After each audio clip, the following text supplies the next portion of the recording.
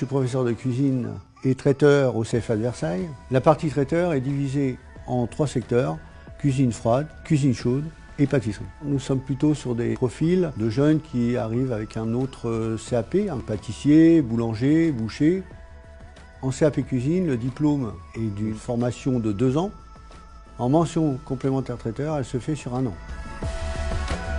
Une nouvelle filière. On va rester un petit peu dans ces métiers assez gourmands, de gourmandise, avec notamment la filière cuisine traiteur. On va avoir d'ici quelques instants Alain Fontaine. Bonjour Alain. Bonjour. Alors pouvez-vous vous présenter en quelques mots pour commencer? Eh bien, donc je suis professeur de cuisine et de mention complémentaire traiteur. Je suis rentré donc au CFA dans les années 1987 et donc j'ai formé une multitude d'apprentis dans ces secteurs-là. Alors cette filière cuisine traiteur, justement, est-ce que vous pouvez nous la présenter un petit peu plus en détail? J'ai la mention complémentaire traiteur et il faut avoir un CAP de diverses filières.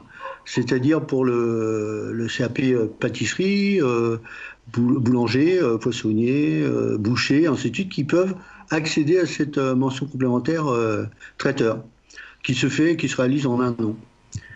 Donc elle est basée sur la réception et puis en même temps sur des buffets, techniques de base. Qu'est-ce qu'on peut dire encore? La confection d'entrée froide, d'entrée chaude, de plats cuisinés et de pâtisserie aussi, puisque le traiteur a multiples métiers. Effectivement, alors l'un de ces métiers, c'est évidemment d'être un bon cuisinier de base. Qu'est-ce qu'un bon cuisinier d'ailleurs? Comment on peut dire qu'on est un bon cuisinier? Est-ce qu'il y a une connaissance technique, théorique et puis également un sens créatif? Un bon cuisinier, il maîtrise déjà sa préparation, sa mise en place, qui est importante. Et ensuite, pour avoir une bonne mise en place, eh bien, il réalise un bon service, on va dire. Là, on peut dire qu'on a un bon cuisinier. Et ensuite, après, il sait réadapter un petit peu la gestion de son poste de travail, son organisation, et puis son approvisionnement, qui est important aussi. Ce sont des métiers nécessairement faits par des passionnés. C'est souvent des passionnés ou des jeunes qui viennent découvrir, on va dire, ces métiers de bouche.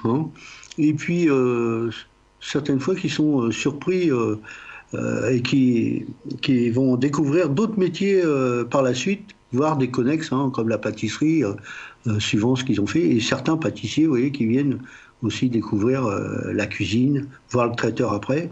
On a certains apprentis qui ont fait 5-6 ans à la chambre des métiers.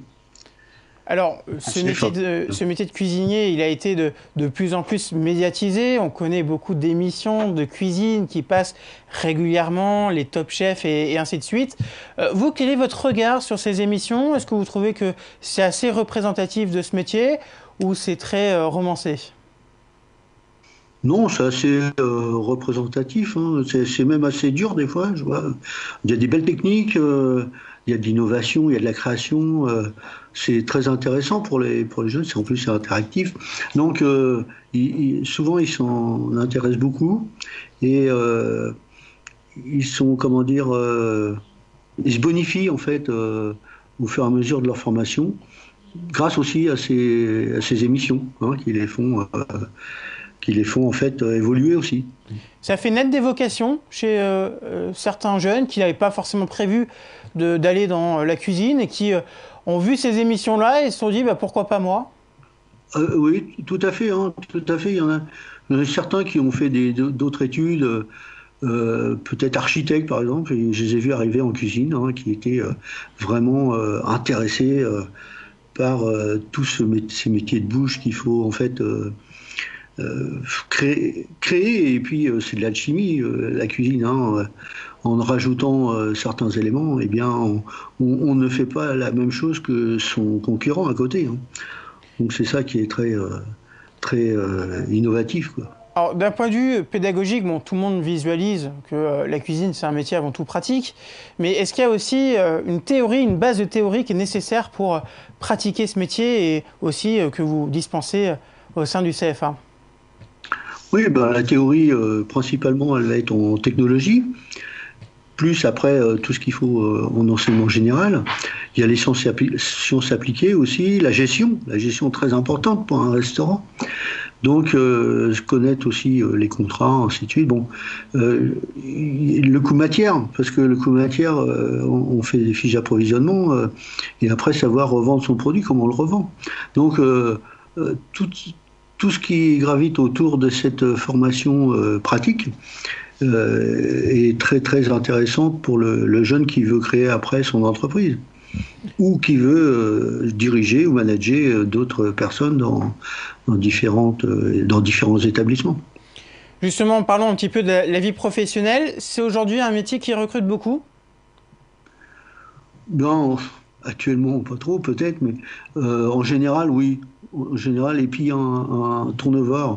En fait, dans les 10 premières années de sa formation, il faut tourner, il faut apprendre son métier. Pour dire après, bon, bah, je peux apprendre une place de responsable, par exemple, quoi. Mais c'est un métier où il y a très peu de chômage. Pour celui qui veut vraiment s'investir, il n'y a pas de chômage. On peut aussi gagner sa vie en étant cuisinier? Oui, je vous entends plus là. Oui, je disais, est-ce qu'on peut aussi bien gagner sa vie en étant cuisinier? Vous m'entendez, Alain Fontaine? Alors, oui, allô. Vous m'entendez, Alain Fontaine? Oui, je vous entends, je vous entends. Très bien, petit souci de connexion. Alors, je vous demandais, est-ce qu'on peut bien gagner sa vie quand on est cuisinier?